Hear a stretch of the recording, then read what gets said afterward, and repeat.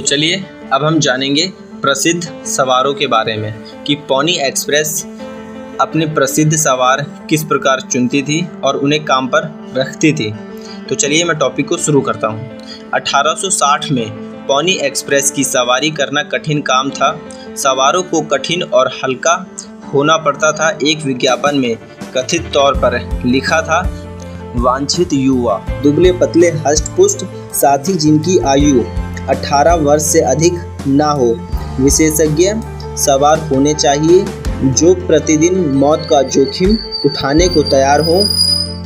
अनाथों को प्राथमिकता दी जाएगी। लेकिन एक इतिहासकार जोसेफ नार्डोन का दावा है कि यह एक धोखा है।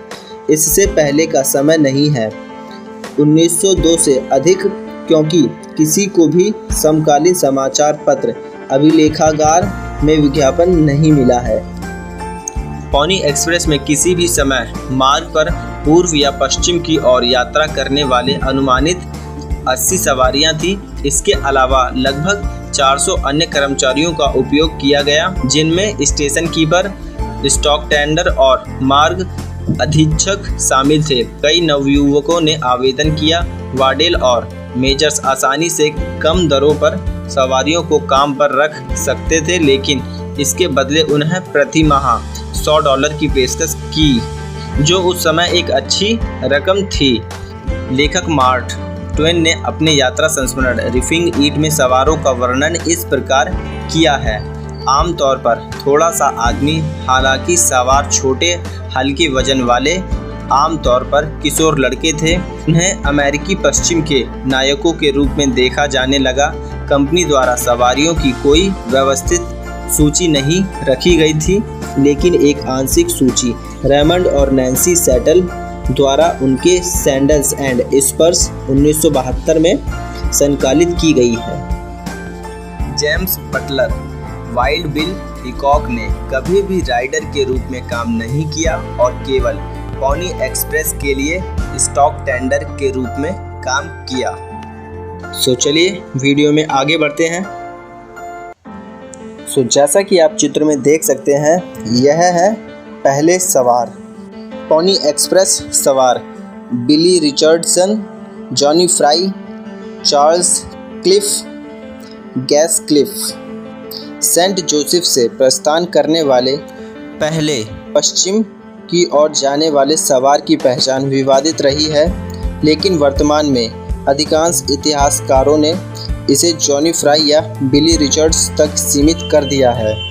दोनों एक्सप्रेसमैन को एस लुइस डिवीज़न के लिए सेंट जोसेफ में काम पर रखा गया था, जो सेंट जोसेफ से सेनेका कांसास तक 80 मील यानी 130 किलोमीटर की दूरी तक चलती थी की औसतन गति से उन्होंने दूरी तय की 12.5 मील प्रति घंटा यानी 20 किलोमीटर प्रति घंटा, जिसमें सभी स्टॉप शामिल हैं।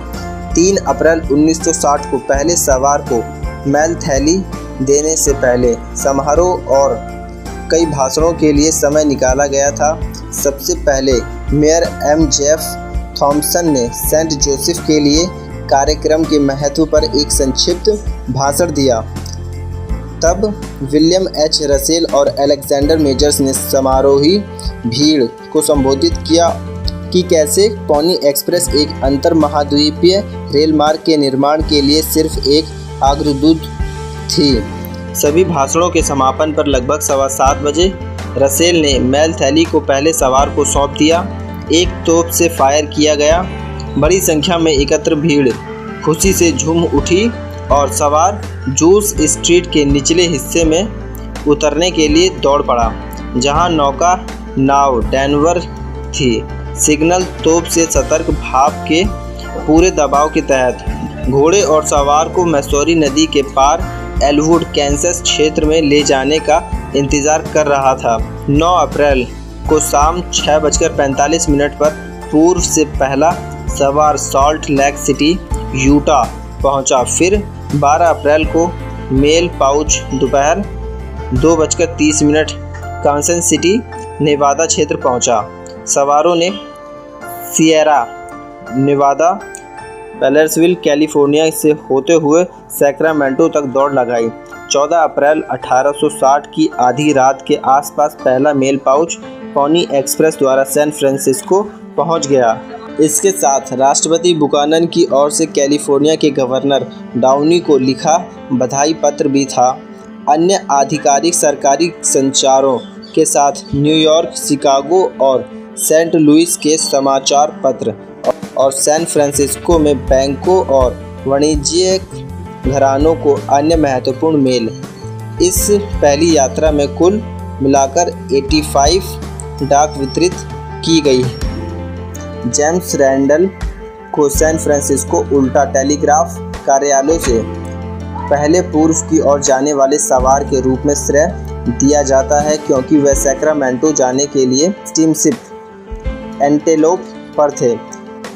पोनी एक्सप्रेस के लिए मेल शाम 4 बजे सैन फ्रांसिस्को से रवाना हुई, जिसे घोड़े और सवार द्वारा तट तक ले जाया गया और फिर स्टीमबोट द्वारा सैक्रामेंटो तक ले जाया गया, जहां इसे पोनी एक्सप्रेस सवार द्वारा उठाया गया।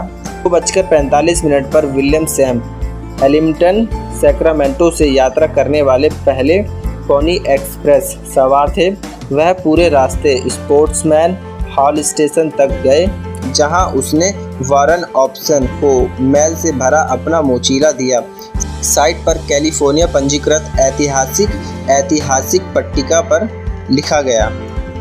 यह स्पोर्ट्समैन हॉल की साइट थी, जिसे ट्रैवल्स माइल हाउस के नाम से भी जाना जाता था। होटल का संचालन 1850 और 1860 के दशक में जॉन और जेम्स ब्लेयर द्वारा किया गया था। कमस्टॉक के चरणों और टीमों के लिए रुकने का स्थान, यह सेंट्रल ओवरलैंड पोनी एक्सप्रेस का रिले स्टेशन बन गया।